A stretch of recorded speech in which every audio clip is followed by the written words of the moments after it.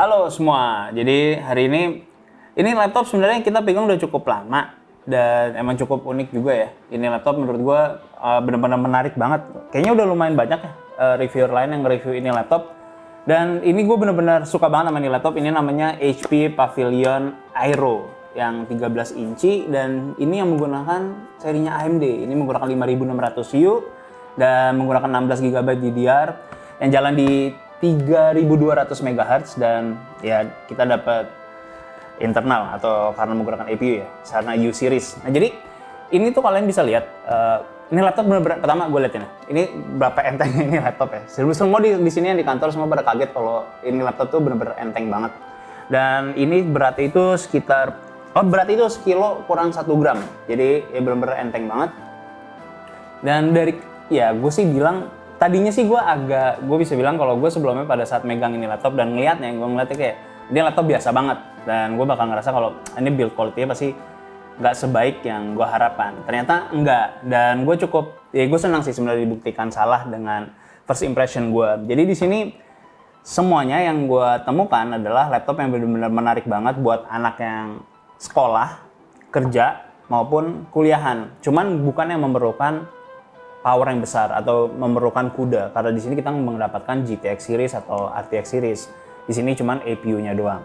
Kenapa gue bilang kayak gitu? Karena battery life-nya ini benar-benar konyol banget. Karena pada saat gue ngetes ini laptop, gue nggak pernah sekesel ini untuk ngetes suatu battery life karena gue temukan kok nggak habis-habis baterainya. Jadi cuman emang ini laptop itu menawarkan resolusi yang cukup unik. Ini kita dapat 1920x1200 yang berarti kita mendapatkan screen estate yang jauh lebih besar. Terus untuk brightness itu juga 400 nits. Nah, kalau kalian menggunakan 400 nits, battery life-nya memang jadinya kayak laptop-laptop pada umumnya, itu adalah 8 jaman atau 8 sampai 10 maksimal. 10 pun juga, ya gue rasa 10 kalau kalian misalnya cuma buat nonton doang dengan full brightness kali ya.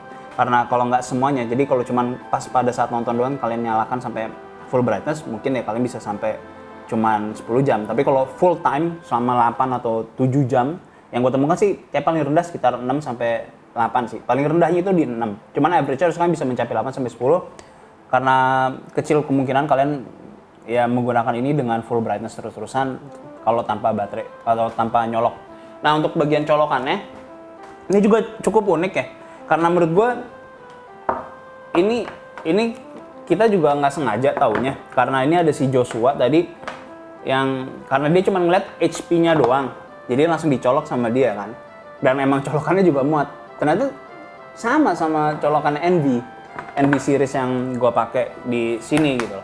Jadi di NV ini kalian bisa lihat ukurannya itu jauh lebih kecil. Padahal sama-sama 65. Nah di sini ini juga 65 watt. Cuman ya untuk colokannya sama. Cuman lebih kecil yang adanya di NV. Nah ini yang gue rada bingung dan sebenarnya agak sulit juga ya untuk gue kemarin udah sempat ngomong ke timnya di HP, gue bilang sulit juga untuk gue menemukan kelemahan yang ada di laptop ini dan gue rasa gue juga belum tahu, cuman harusnya ini udah bisa support Windows 11 kalau nanti kedepannya kalian bakalan update dan gue juga minta ke HP untuk menjelaskan itu dan misalnya taruh stiker atau apa kalau mereka udah bisa Windows 11 gitu loh, karena gue rasa makin banyak orang yang takut kalau laptopnya mereka nggak akan support Windows 11 dan segala macam dan ini bisa, cuman yang kalau gue dipaksa untuk menemukan kelemahan ini laptop adalah sebenarnya ada dua. Itu adalah backlight untuk di keyboardnya itu nggak ada. Dan yang kedua adalah ini, charge portnya. Gue mengharapkan kalau di zaman sekarang kita udah bisa menggunakan USB Type-C. Memang harga untuk charger 65 watt itu bisa tergolong, ya orang bisa bilang kalau cukup mahal, 300 sampai 600 ribuan. Tapi kayaknya Type-C itu menurut gue sangat-sangat wajib ya ke depannya. Dan gue harap mulai banyak vendor maupun ya seperti HP yang menggunakan dia merilis laptop yang sangat-sangat menarik di harga 13. Ini harganya cuma 13 juta. Jadi gue tahu kalian bakalan banyak yang marah-marah bilang harganya cuman gini segala macam. Tapi untuk suatu laptop seperti ini yang benar-benar enak banget dipegang dan enteng banget untuk dibawa-bawa, gue rasa kalian benar-benar bisa lupa kali ya kalau kalian ada taruh di laptop kalian itu ada di dalam tas. Karena gue waktu masukin ini pun gue kira gue nggak bawa laptopnya di tas gitu loh. Jadi gue balik lagi ke atas kalau laptopnya udah gue bawa belum ya gitu loh. Ternyata emang udah gue bawa. Karena seenteng itu untuk laptopnya. Dan kalau kalian mikir kalau itu enteng jadinya kalau diangkat-angkat segala macam jadinya untuk terutama untuk bagian lidnya itu bakal jadi nggak enak. Tapi nggak kok, kalian masih bisa buka dengan satu jari. Jadi masih benar-benar bagus banget untuk hinge-nya yang ditawarkan oleh HP.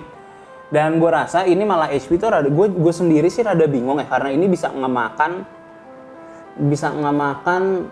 marketnya si Envy itu sendiri. Karena gue emang harian makainya Envy, dan gue bisa bilang kalau ya gue kadang emang menggunakan 360-nya, karena kadang gue gunakan ini sebagai patokan untuk kalau gue baca script gitu loh. Bukan baca sih, maksudnya gue ngeliat pointer-pointer seperti ini yang gue bikin di Steam Deck itu, kayak konten di Steam Deck, cuma gue taruh dan buat gue tahu pointer gue ngomongin apa.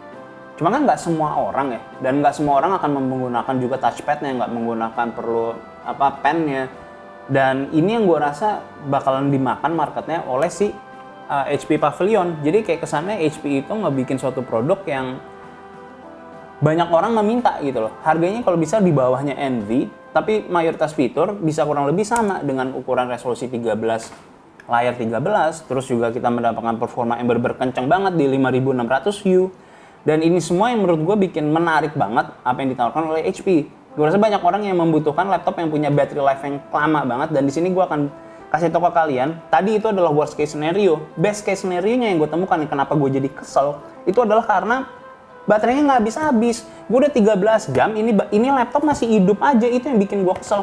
Jadi ini gue ngetes dengan battery life saving mode, terus sama brightness-nya itu gue turunin sampai 30-an%. Ini yang brightness-nya 30-an%. Dan itu gue udah pakai untuk nulis script. Terus bukan nulis sih, pointers yang harus gue omongin apa aja dan segala macam. Terus gue juga udah ngetes dengan nonton di YouTube menggunakan Edge, menggunakan Chrome. Terus gue juga udah ngetes menggunakan nonton MPCHC yang portable versionnya. Terus akhirnya gue diemin untuk nonton dan segala macam, dan nggak habis-habis gitu loh. Itu udah termasuk dengan gue coba ngedit ya biasa lah, kayak cuman Photoshop doang yang nggak terlalu berat gitu. Cuman ya emang 13 jam itu masih gue belum habis, masih ada sisa kayak sekitar 15%. Jadi ya gue sulit banget gitu loh gue untuk bilang ada yang bisa gue cari kelemahannya. Makanya tadi gue cuma bilang kalau ya mungkin banyak orang yang bilang lu sih terlalu maksa ya, karena emang gue harus maksa diri gue untuk ngeliat kelemahan yang ada di laptop ini. Itu adalah masalah charger sama ya itu tadi nggak ada backlight untuk di keyboardnya, terutama RGB nggak ada kalau kalian nyari. Gue nggak tahu siapa sih yang perlu RGB di laptop seperti ini. Tapi intinya semuanya lo udah disediain, men. Kayak lo udah ada Type C, terus lo masih bisa dapat HDMI yang full port nih di sini nih. Terus lo dapat super speed juga. Terus lo dapat di sebelah kanan juga dapat. Jadi ya ini untuk nih ada headphone. Terus tadi kalau mana tadi GSP-nya ada H3 gitu. Jadi kalau misalnya kalau lo mau colok juga lo bisa main colok. Nah paling kelemahannya adalah kayak kalau main game, paling game ya kalian nggak bakalan bisa main game AAA. Kalau kalian mau main game AAA juga paling udah disupport sama FSR. Cuman kalaupun pakai FSR juga paling kan FSR itu nggak terlalu berguna kalau di 1080 gitu misalnya. Karena ya image resolution itu nggak sebaik itu atau nggak sebaik yang kita harapkan seperti yang kita dapatkan di 1440 atau di 4K. Cuman gue rasa kalau dengan ukuran 13 inci ya 1200 itu benar-benar nyaman banget ya, karena pixel density-nya itu benar-benar tajam banget jadinya, walaupun resolusinya nggak 2560 1440 gitu misalnya. Jadi itu doang yang gue bisa bilang. Untuk masalah build quality-nya juga ya menurut gue sih nggak ada masalah ya, karena terutama buat kalian yang misalnya harus sering lari-lari. Emang kelemahannya mungkin ada satu lagi ya, kalau kalian mukul orang, gue rasa lebih sakit mukul orang pakai Envy, karena Envy itu cukup berat ya.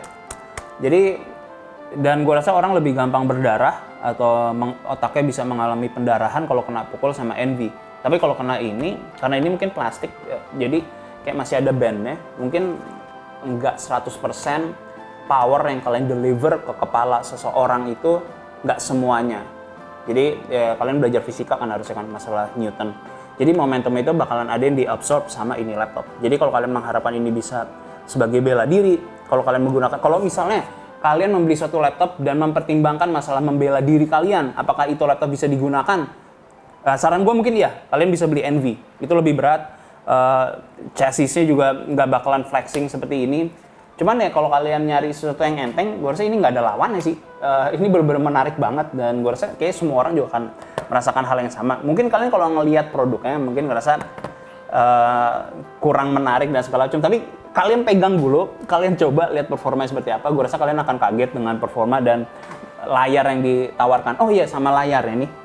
Gue ngetes di malam, semuanya gelap dengan brightness full. Itu warnanya tuh cukup masih nyaman di mata.